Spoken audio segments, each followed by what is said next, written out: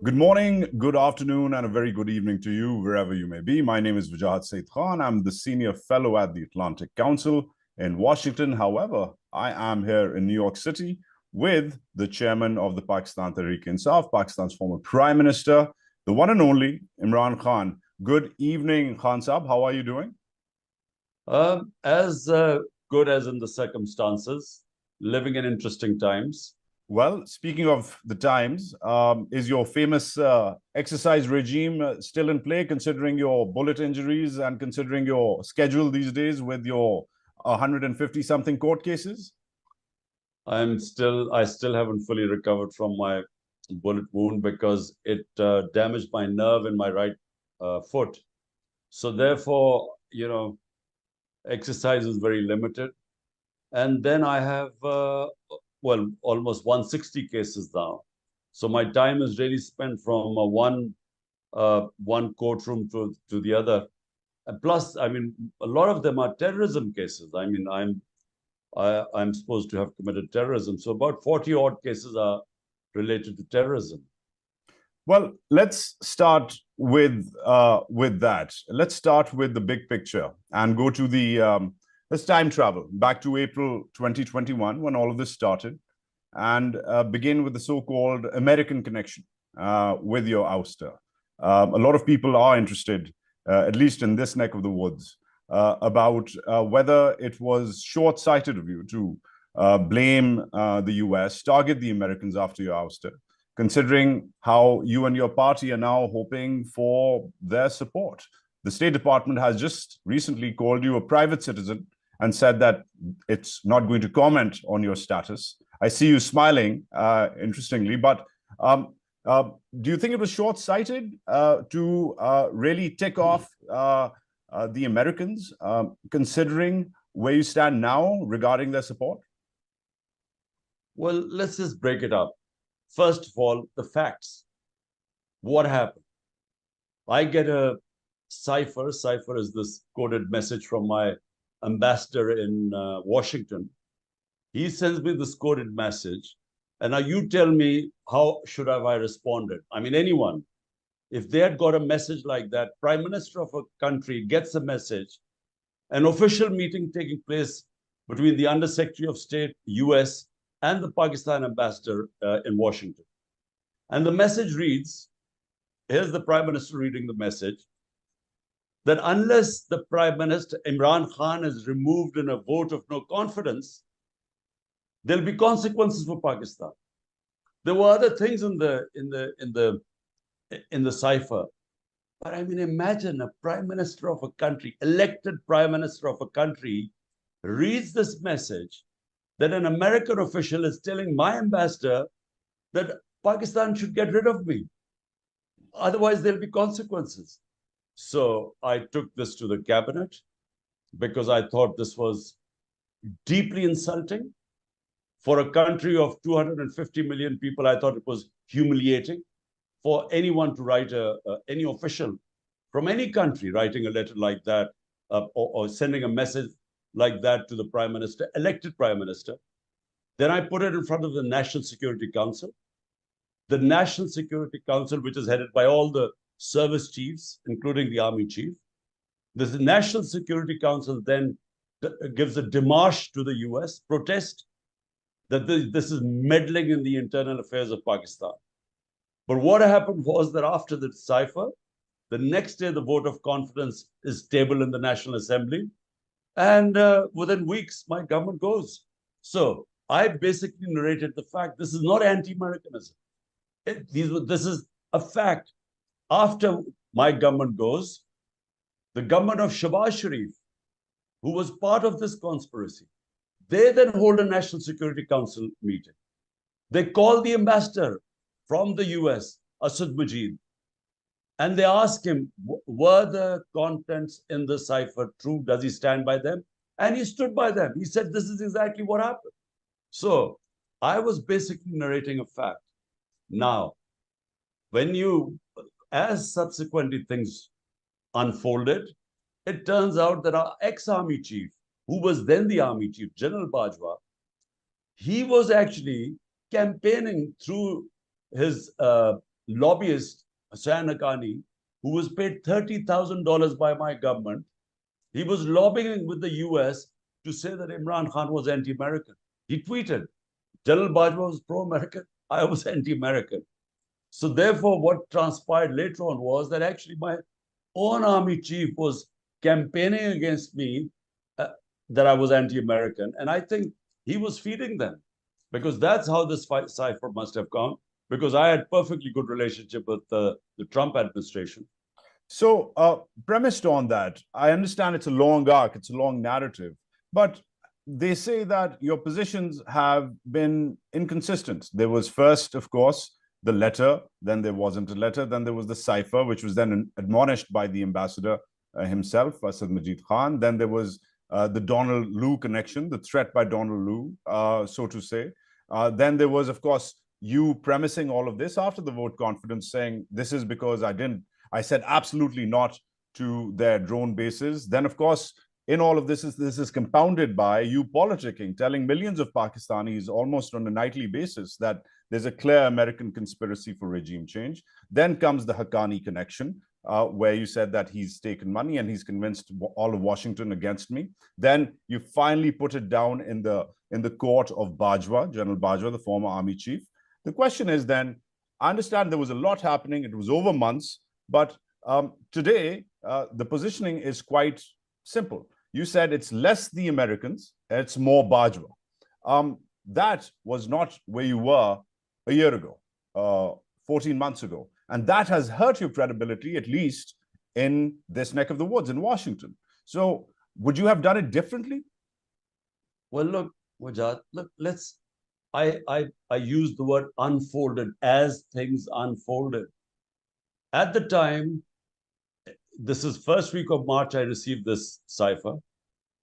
And so I didn't immediately talk about the cipher because there was an OIC conference in Pakistan. And I didn't want this thing to break before the OIC conference, which was about 22nd or 3rd of March. And so therefore, after that, on the 28th of March, I first disclosed this. And at that time, I was convinced that, I mean, who would not be convinced reading that cipher?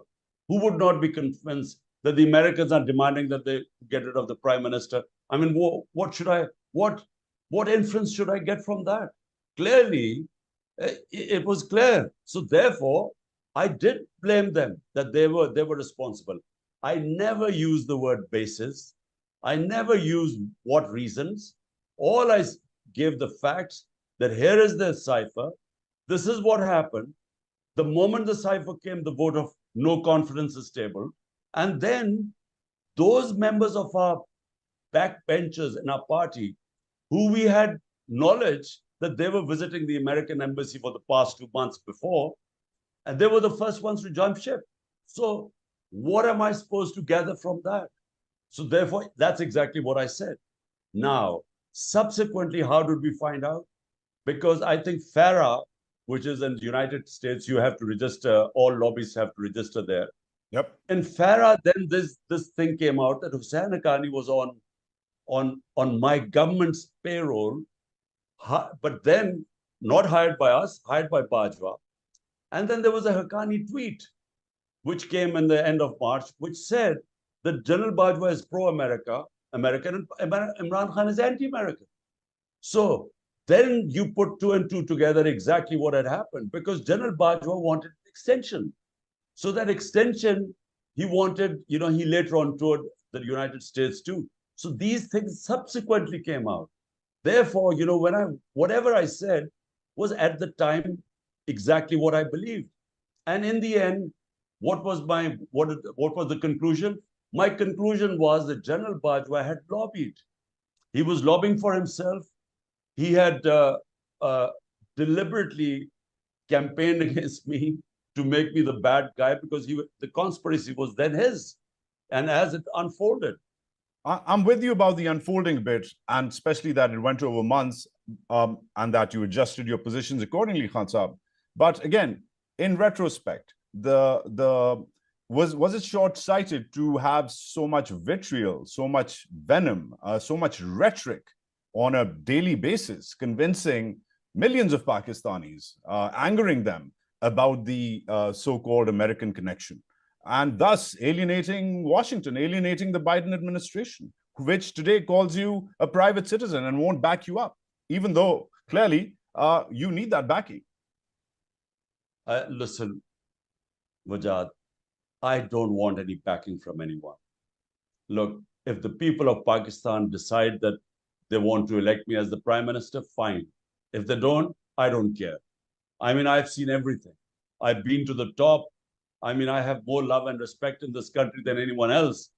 Why would all the 12 parties together, including the military establishment, with one aim, somehow the whole policy is how to get rid of one man? You know, the whole country's democracy is being dismantled just to get rid of one man. So I have more love and respect in this country. I don't care whether I become the prime minister or not. But the truth is that this is exactly what happened. How humiliating is it for a country? How come the US thinks of me as anti-American? Why don't they ask the question that how could their official make such an arrogant statement that a country should, an ambassador should give a message to get rid of the elected prime minister? And you didn't think that there should be any response because the US would be annoyed with me? I mean, I should shut up and allow this thing to happen? Well, you know, if they are angry at me, so be it. I mean, all I want the US, I don't want any backing for myself. They professed values. The Western values are democracy, human rights, rule of law. They, you know, whenever they have to whip up China in Hong Kong or in Uyghurs or the Russians, they use these things. All I want them to do is to say all these things are being violated in Pakistan: human rights, custodial torture going on, democracy being dismantled. They should talk about that. I don't care if they say nothing about me. I'm quite happy being a private citizen. All right. Well, when you were not a private citizen, when you were Pakistan's prime minister, you were praised. Let's go back to even further. Forget last year. Let's go back to your career. Let's pivot to India.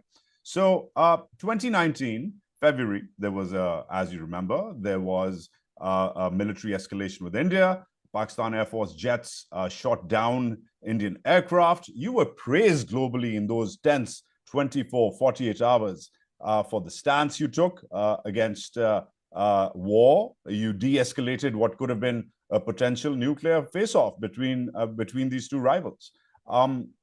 You were, again, I'm going to say it on the record because it needs to be said, you were quite responsible in your statements and praised globally, even in India. However, eventually, the criticism is that you missed an opportunity to establish long-term peace with India.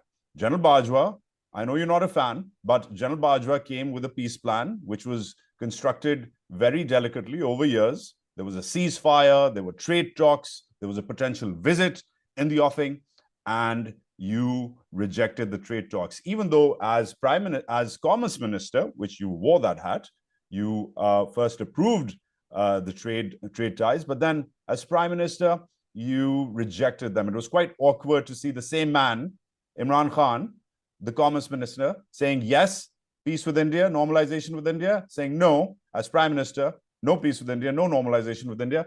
What caused that? What caused that irregularity? Was there ISI interference? Did you get a second reckoning? Why did you change your mind? Look, I do not believe in settling issues through military action. I am against. I have always been anti-military settling issues through war or through using arms. So and this is not now. It's been my view for 3 decades. Now, what happened was that when that happened, when the Pulwama happened and we returned the pilot, I mean, it was clear that it is unthinkable for 2 nuclear-armed countries to even think of escalation.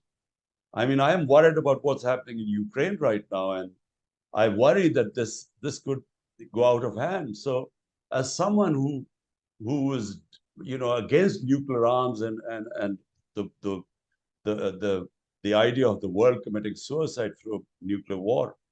So what happened was that on 5th February 2019, India took away the statehood of Kashmir unilaterally.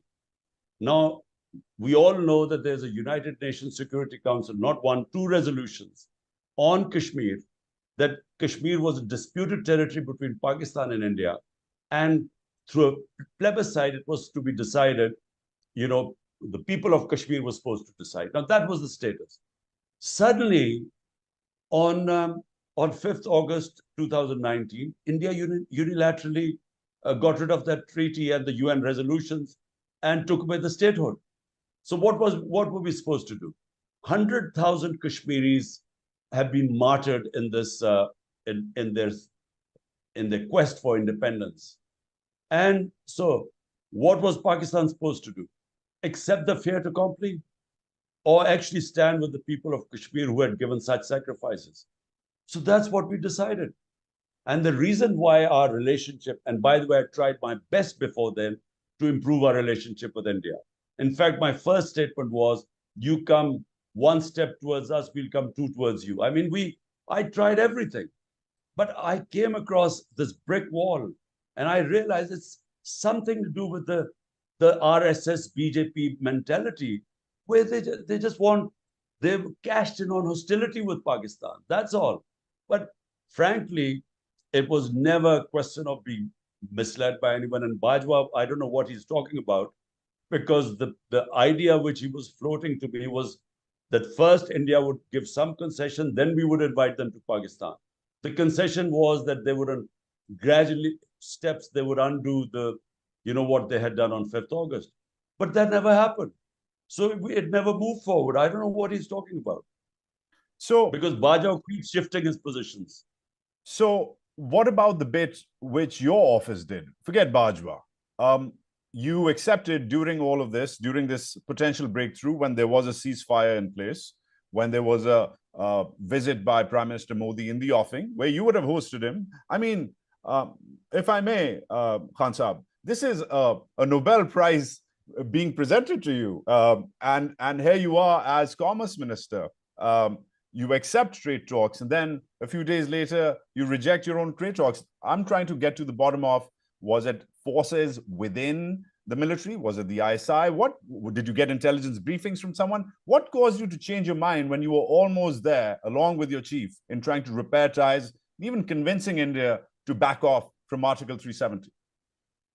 Look, I don't remember the trade talks.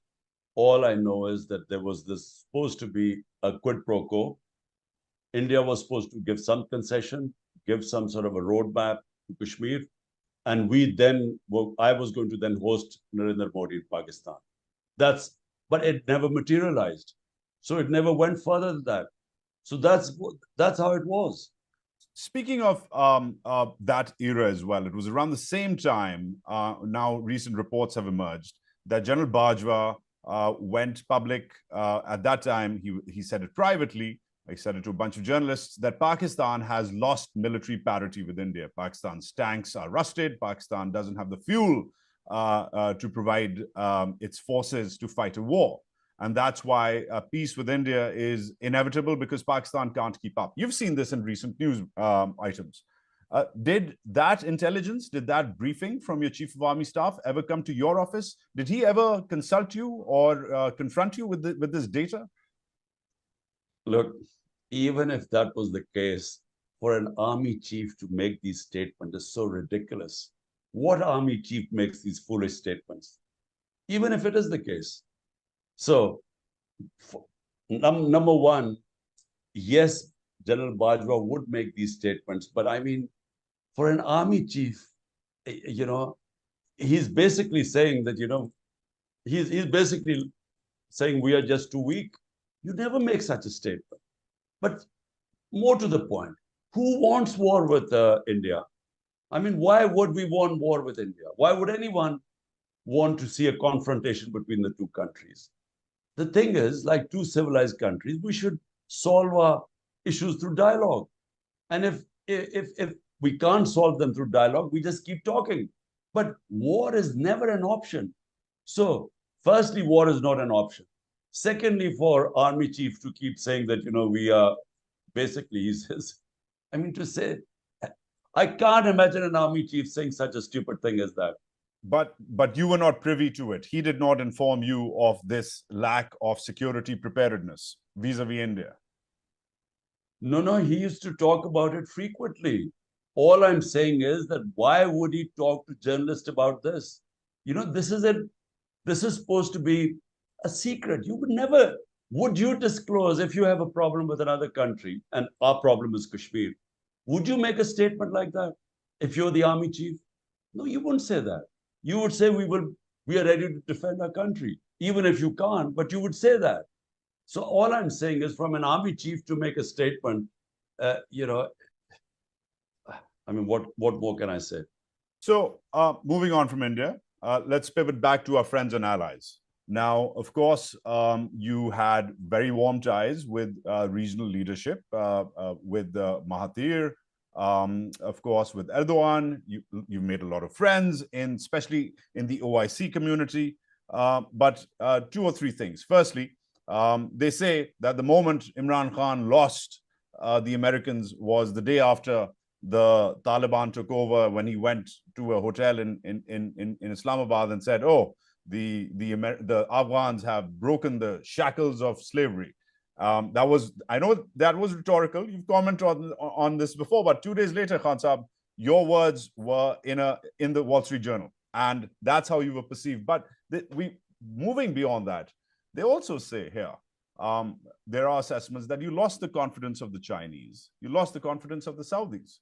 Early on in your tenure, Razak Dawood, your senior advisor, said, we're not happy with the lack of transparency with CPEC, nor is the skipper. He said that. Then he rolled that back. Then, of course, you miffed the Saudis for a quick minute when they refused to back up Pakistan with the OIC, admonishing the Kashmir Article 370. You threatened the Saudis that I'm going to have my own OIC. I'm going to have my own meeting on Kashmir. Take a walk. And the Saudis rolled back a bunch of loans which they were going to. The larger question is, Imran Khan was on a rampage. He managed to upset the Americans. Of course, he'd shot down an Indian plane while we was at it. But those are the tasks of the job, hazards of the job. But also the Saudis and the Chinese. Is there anyone, they say, that he didn't miff? How do you take that? Like, first, the Americans. I mean, this thing was completely taken out of context. I was speaking in Urdu and then they translated it. And because the US was hurting at the time, that whole drama, I mean, which I actually don't blame President Biden, because how was he expected to know that 300,000 Afghan troops would give up without a fight? And so it collapsed so quickly. And when the President Ghani left Kabul, the whole thing collapsed. So there was chaos. So I could see that there was the US was, what's the word? They were in shock and awe of what happened. They were taken by complete surprise and they didn't know how to react. So I could see they were hurting, and this one comment would be misconstrued, because I was talking about mental colonialism, and it was just. But the thing is, I mean, I was always right about Afghanistan. I kept saying for years that, look, firstly, your idea of victory is no one quite understands. Is it either to liberate Afghan women or to bring democracy? I mean, so vague idea of victory. But then there was never going to be a military solution. Anyone who knows Afghan history. So I think that might have been, maybe they took that as anti-American. Because if you are from a weaker country and you criticize the US foreign policy, you're immediately dubbed as anti-American. I mean, I was just simply because anyone who knows the history of Afghanistan, and we knew the whole Soviet adventure in Afghanistan, we knew where it was going to be headed. Anyway, so I think there was this US was feeling very vulnerable and hurt, and I think that's why. But that's not the reason why, the US administration disliked me. I think there were other reasons. They blamed me for going to Russia, for instance. Now, The Russian trip was organized by the Foreign Office. They had been asking for months for my trip to Russia. They wanted to mend their relationship. And the army, I mean, the army chiefs wanted me to go there, the service chiefs, because they wanted to buy hardware from Russia. So how would I know that I arrived in Russia and the next morning they invade Ukraine? I mean, how was I supposed to know? I mean, anyway, that was held against me. I mean, it was a pretty tenuous time. Let me just clear. But this idea that Saudis were upset, Chinese were upset, I mean, it is so ridiculous. Who says so? Because my government, a vote of confidence came on the 7th or 8th of March. On the 20th or 21st of March, this was the second time Pakistan hosted a foreign minister's OIC meeting. Second time in 4 months. Before that, it was 14 or 15 years ago, Pakistan had hosted a meeting. A meeting of the OIC cannot take place without the Saudis agreeing. So why would they agree? Just before I'm leaving power, I have in 2 months, 3 months, 2 OIC meetings. And secondly, the Chinese foreign minister came as a special guest. Why would he come if the Chinese were not happy? So this whole myth that I had upset, who was behind this? Guess who was promoting these myths? Because compare the foreign policy in my time to what is happening right now, Pakistan today is totally isolated. I mean, it doesn't even feature anywhere. In our time, Pakistan was being taken seriously. And I'm telling you, this relationship between Iran and Saudi, I mean, on behest of MBS, Prince Salman, Mohammed bin Salman, I went to Iran to speak to them. To remember, there were tensions at the time. Some missile attack has taken place. So the Saudi prince sent me to Iran, and he sort of wanted me to, bring down the tensions. And so I played my part. So how is it? And even on Yemen, I mean, Yemen, we tried to sort of end this war and play our role in it. And this is because the Saudis and the Iranians asked us. So this idea that we were isolated and, I'd upset friends is just total nonsense. Right. Well, thanks for that. But the reports about your reservations about CPEC precede all of this. They go way back. The reports about you threatening a secondary meeting, an alternative meeting when the Saudis didn't back you up on Kashmir after Article 370 via the OIC. You're right about the fact that you have hosted meetings, multiple meetings of the OIC. You did mend those fences. Yes, I will give you that. Eventually towards the end of your tenure. But in the early part of your tenure, they said he was just being a cowboy. He was shooting from all cylinders and just going all out. And that may have been why some of these people are quite silent today about what's going on with you, your party, and your country. Countries never interfere. I know I was in power for 3.5 years. I know that countries never interfere in other countries' businesses. Never. This hardly ever happens. Only thing they should talk about are human rights.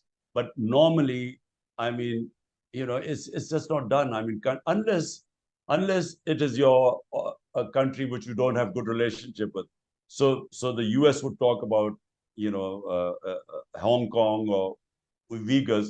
But, I mean, India, when they clearly violated international law in Kashmir and put them in an open prison, they basically put a curfew in prison in Kashmir. I mean, did any the big power, Western power, criticize India for it? No, no one said anything.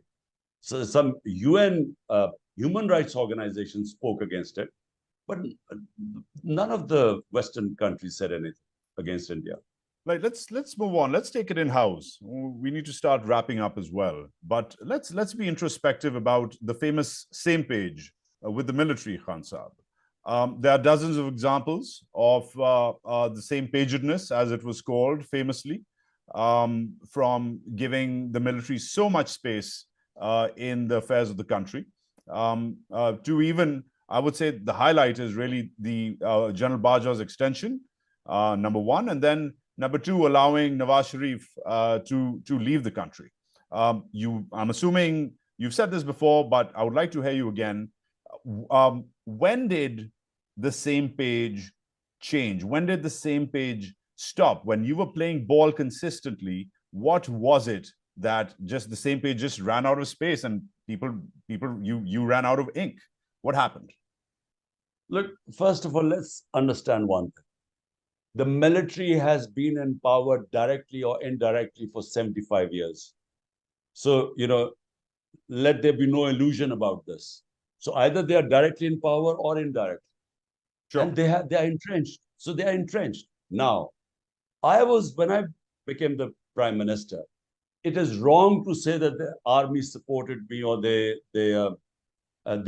rigged the elections, because they actually rigged the elections for Nawaz Sharif in 2013, when we asked for just 4 constituencies out of 133 to open them up. They refused, and when they were opened up, the election was rigged. In our case, we offered for day one. I said, open the elections. So army didn't oppose me, but they didn't rig the elections for us.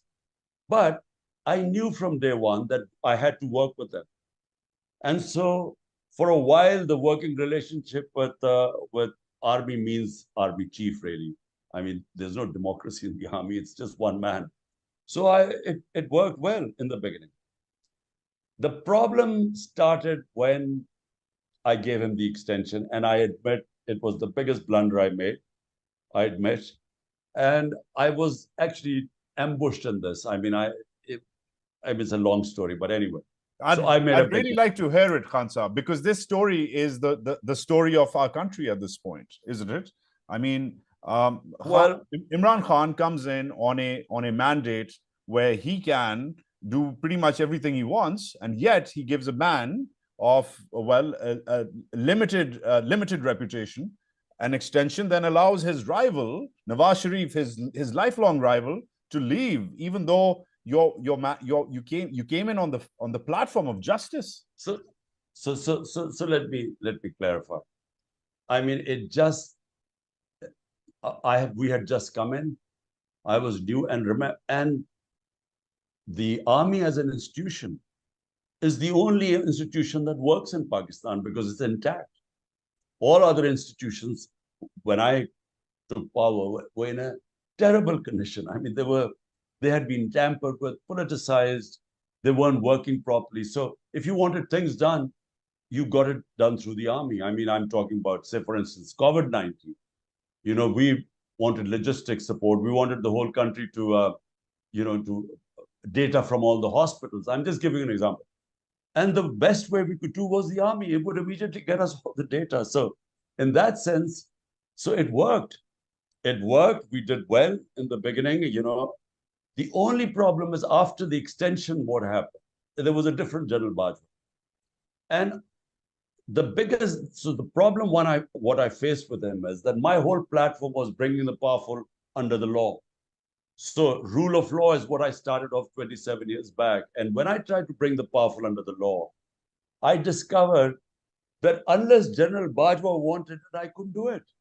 So because NAB, the Accountability Bureau, was controlled by him.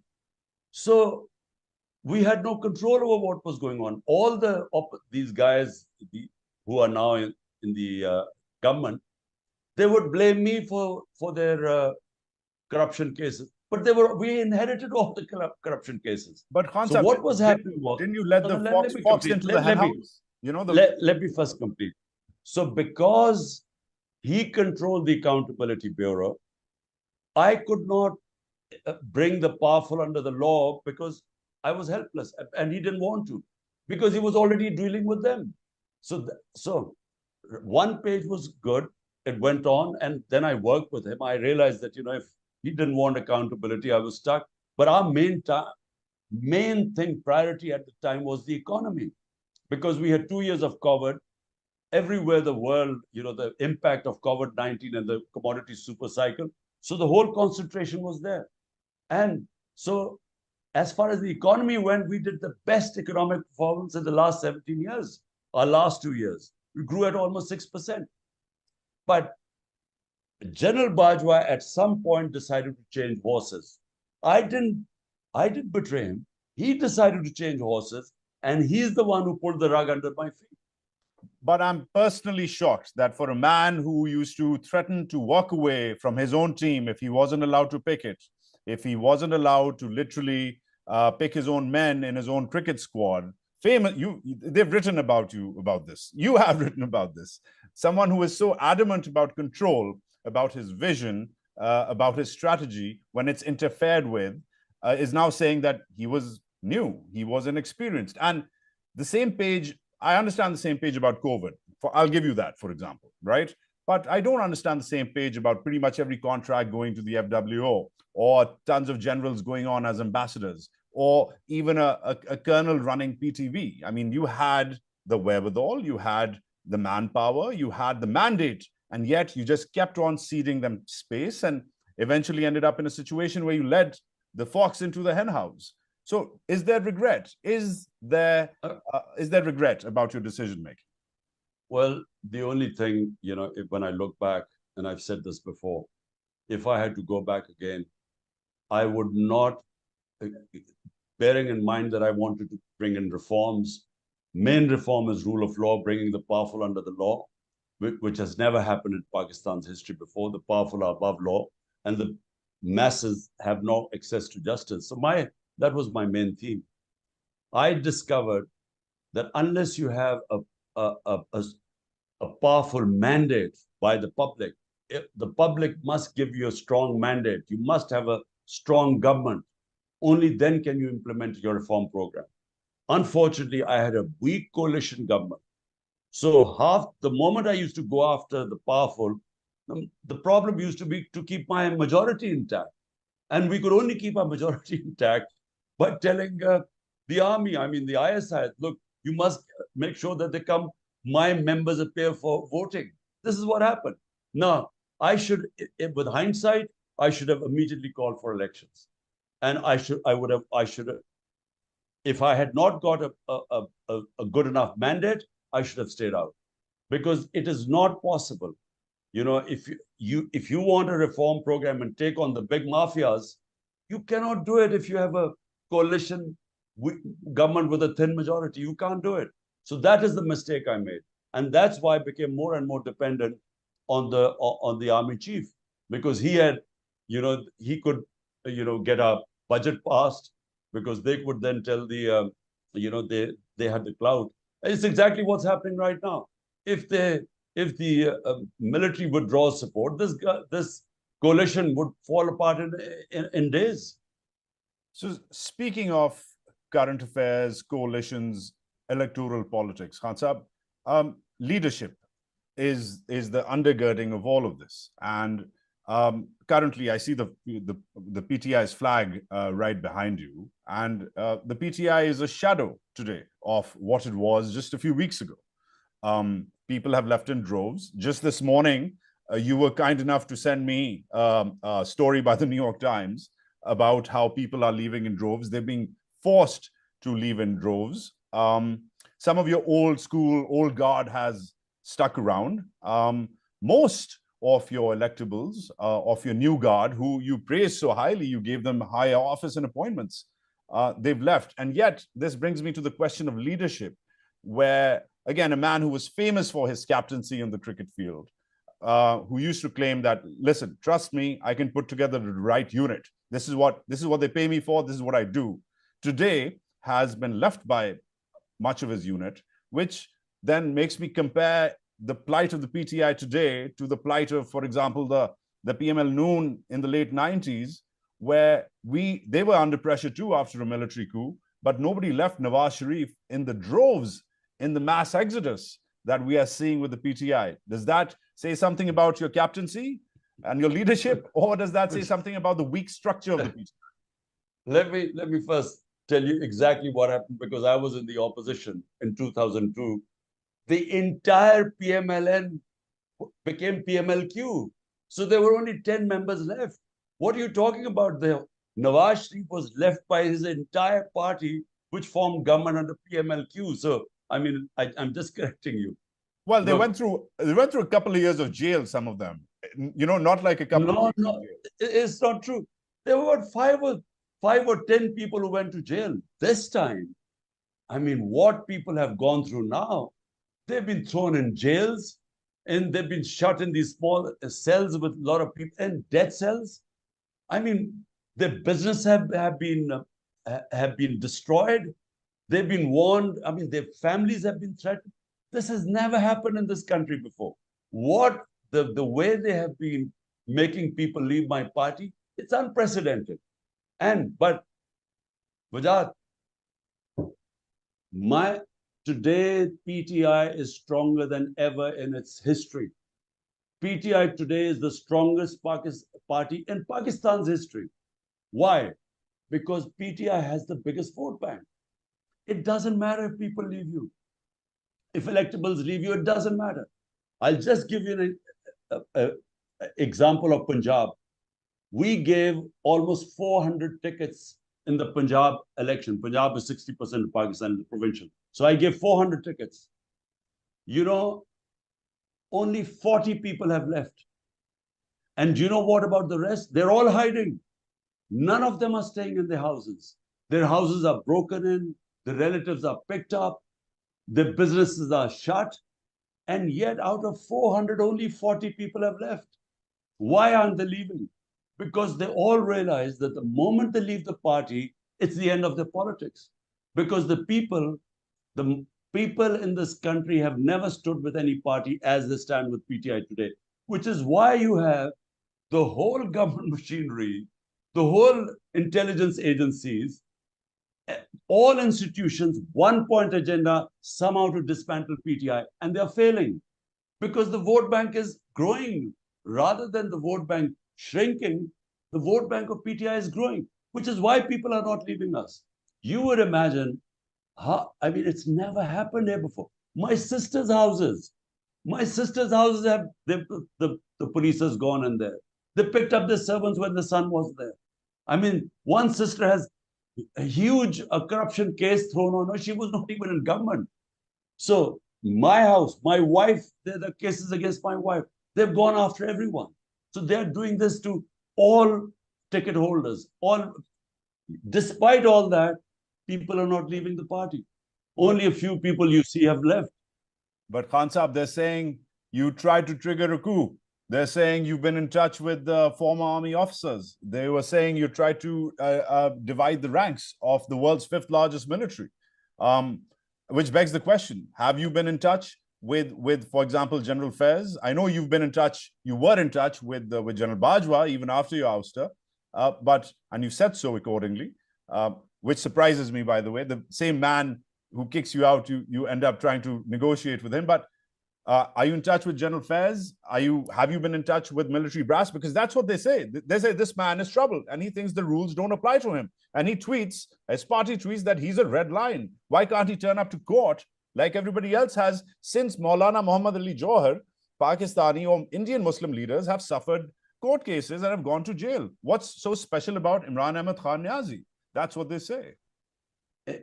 Special, I have 160 court cases. 160 cases against me. And I do nothing, but most of my time is going from one court to the other to get bail. Tomorrow again, 19 cases tomorrow, I'm trying to get bail. 19 cases. It's never happened in our history before.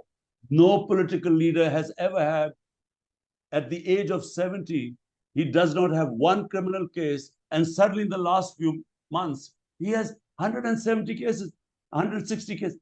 People have known me for 50 years. They've just slapped a murder case on me. People know me. So I repeat, the only time I couldn't go to attend the courts when I was shot and I was housebound, and they knew about it. They knew my reports. I had my leg broken, so therefore I couldn't attend. But since I've recovered, I attend every case. Now, I have never. The only people I knew in the army, one was General Faiz, the other one was General Bajwa. Faiz, because he was the ISI chief, I had to deal with him. General Bajwa, because he was the army chief. I dealt with Bajwa after I was ousted, only for the sake of Pakistan, because I wanted to ask him, where are we headed? because at the moment, we are going nowhere. The country is going into a black hole. They have no policy. The only policy is to get rid of Imran Khan. That's no policy. I mean, what is the future of Pakistan? The reason I met General Bajwa was, look, the only way ahead are free and fair elections, which will bring political stability. And that then will bring economic stability. Right now, we have the worst economic indicators in our history. The country is going down. We are heading towards default. We already have 38% inflation. We're heading towards hyperinflation. So my talks with Bajwa were only for the country and trying to make him understand that unless you have elections, you will not have political stability. General Faz, I might have spoken to him 3 times since I left government and since he was not the army chief. The ISI chief. This is all nonsense.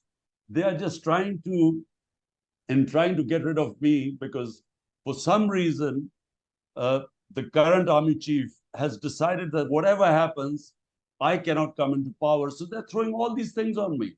I mean, I'm going to be their army court, these military courts. The reason why these military courts have been set up is to try me, because in civil courts, there's no way any of these bogus cases can throw me in jail. So that's why all this is going on. These conspiracy theories. I don't know anyone in the army. I don't know any of the generals. I had no business with them. It was not my job to know, except the ones I was dealing with. I don't know the other generals. Khan Saab, about the current army chief, you singled him out after you were released from prison. Last question, please, Wajat. I have to go. It's 11 o'clock. Sure, Khan Saab, thank you. So then I'll compound this question with another question. I'll give you 1.5 questions. One, you singled out the army chief. You said it's not about the army, it's about one man.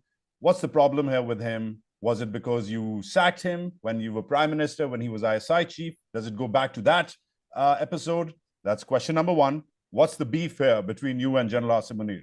I'd like to know, because you said that there's beef. So that's question 1. And then question 2, Khan Saab, before I let you go. What would you do differently? What would you do differently if you were in a time machine today and you were allowed to go back to August 2018? What would Imran Ahmad Khan Niazi do differently? Firstly, it's not about me or General Asim. It's about Pakistan. I mean, I have no personal thing against him. He clearly has something. I don't know, which is why I offered to meet and hold dialogue. And not now. Since he came to power, since he became the army chief, I have been since then saying that, look, it's about Pakistan. It's not about us. So I need to understand why this whole country is on. There's only one mission: get rid of Imran. He should not come into power. So what alternative have they got? I mean, maybe he can convince me that I'm so bad for the country, but there is some other plan which will be good for the country.